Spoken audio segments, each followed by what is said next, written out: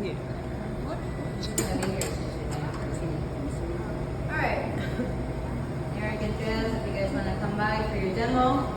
Alright, so we're going to split it into thirds like I said. Alright, we're going to cut a third off our block.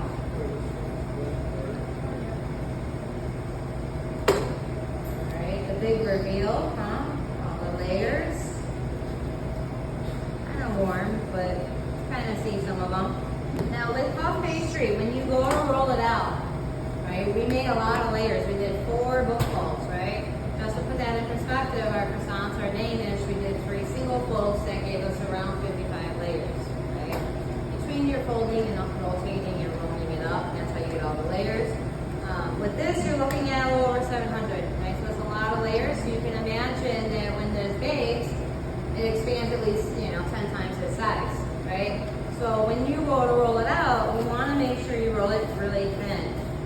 What you guys are going to do, now I don't have a partner and neither does Christian, so we won't.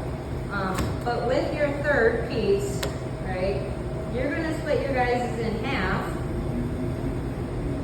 And you'll roll one out and your partner's going to roll one out. Because each of these halves is going to make one built Napoleon, alright?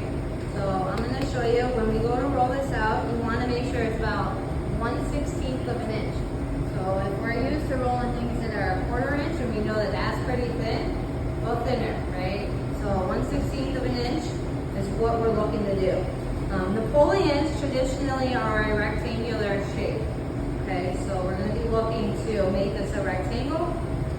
It's going to be a fairly large rectangle because, like I said, you have 3 layers of baked puff pastry and 2 layers of pastry cream per Napoleon that gets built, right? So we want to make sure that we keep and maintain that rectangular shape. Once I kind of get to that thickness, I'll give you guys an actual dimension on it.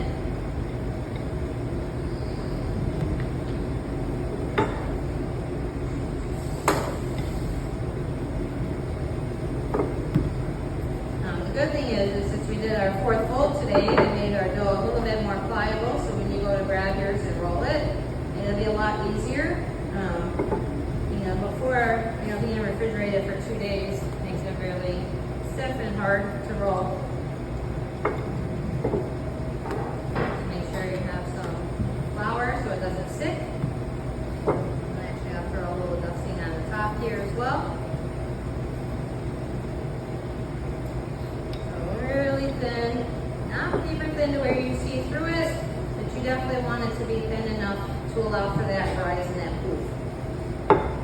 And imagine each Napoleon having